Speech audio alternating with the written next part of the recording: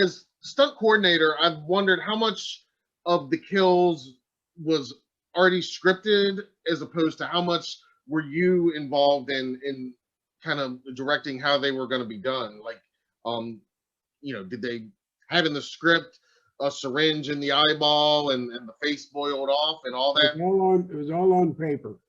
Okay. Yeah. So that was all someday predetermined. I'm gonna put my script on eBay or something, Yeah. Got all kinds of scribbles in it and stuff. So that was all yeah, it was all, and we talked a little about it, and he said, this is what we're going to do. And so I just kind of fell into it and did it the way I wanted to do it.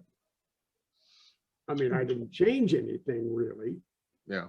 Dr. Mixter was sitting with his back to her. She turns him around. When she turns him around, she backs into the light, which exposes me.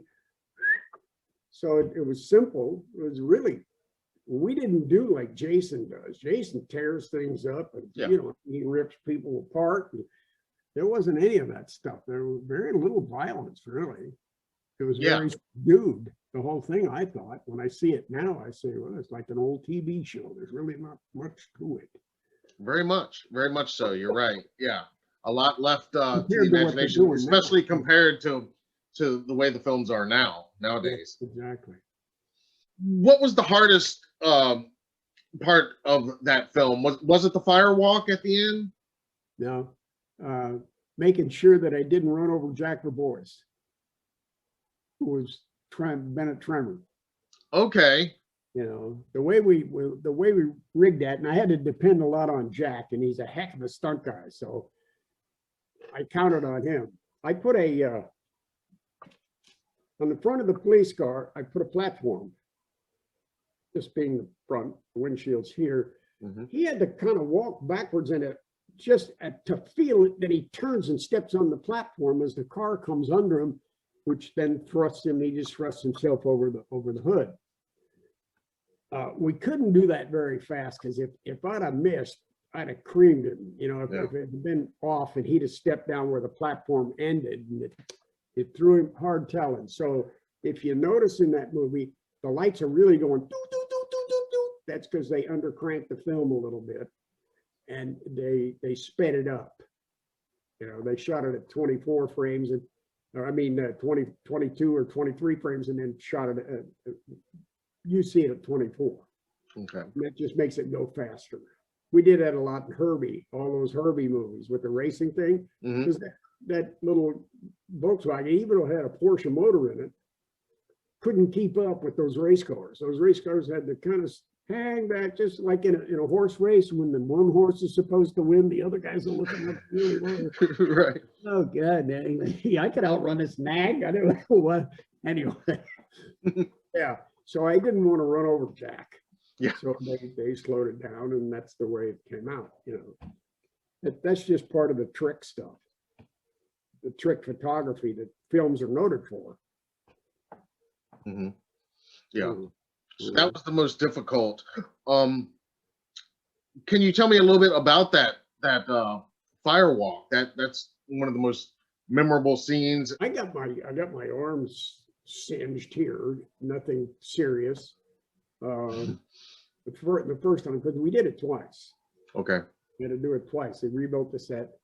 The first time we came through, how it was constructed, it was the doorway. It had fans. When I say fans, they're about that thick, and they're two pieces of metal put together to form, when they fire, they have the propane attached to them. It comes out in a fan shape. That's what filled the doorway. Okay. I'm behind that. They get everything ready. I got the suit on. They put the stuff that we use for burning. I won't go into what it is. And they light me. I mean, they light the fire first, but the fans, they light me. Then basically, if there's not enough, when I go through it, there's a lot of fire that does get on me everywhere. Mm-hmm. At that time, because it was an enclosed top, we shot that on a sound stage. Normally, you're either in a building that's outside and fireproofed, but we did that on a sound stage. And the fire went up and went right out towards the cameras, which is really hairy. And it looks great, I think. At that time, it was one of the hottest burns because of the enclosed heat and all that anyone had done. Do you have a favorite scene from Halloween 2? I always kind of tease people when I say the hot tub scene. And then I'm quick to say, but not for the reason you think, because I didn't see her from the front until the movie came out. No, they were all, I thought, I see some of the stuff they're doing now, and the stuff I did was, you know, I hated the one that, Oh yeah. hate that. God. And some of the walks, I thought, why didn't somebody say, can you kind of speed it up a little bit? I mean, yeah, I like the idea of him being more robotic. Mm-hmm. Because when Nick got up off the floor, Mm-hmm. it was mechanical. And that's why I did it the way I did it.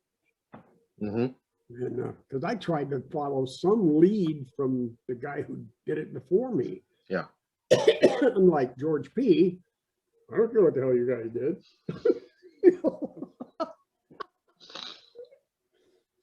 So you did try to A while, but So you did try to follow Nick's performance, specifically as kind of he left it in that finale, that climactic scene after the closet where the thing when he does this. Mm-hmm. I stole that Mm-hmm. because that was what the character did. Not that I was Mhm. trying to follow his lead. Yeah. The only Yeah. place I didn't, I don't think, is the walking. Although in a lot of scenes he didn't walk any faster really than I did. Right. But and actually there wasn't that much walking in number one. Mm-hmm. I did That's a lot- true. Yeah. I did a lot of hallway walking and sneaking and I think Michael is probably in part one the least of all the Halloween films. Michael himself.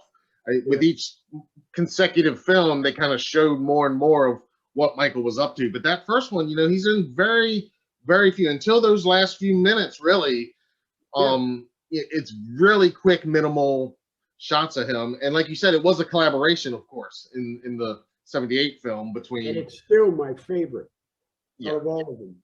Yeah. Awesome. It's like Jaws. It's the first one. It was 50 minutes or more before you saw the shark, Mm-hmm. because John Williams had boom, boom, boom, boom, boom, boom, boom. That was the shark until you actually saw it. And that was the suspense for me.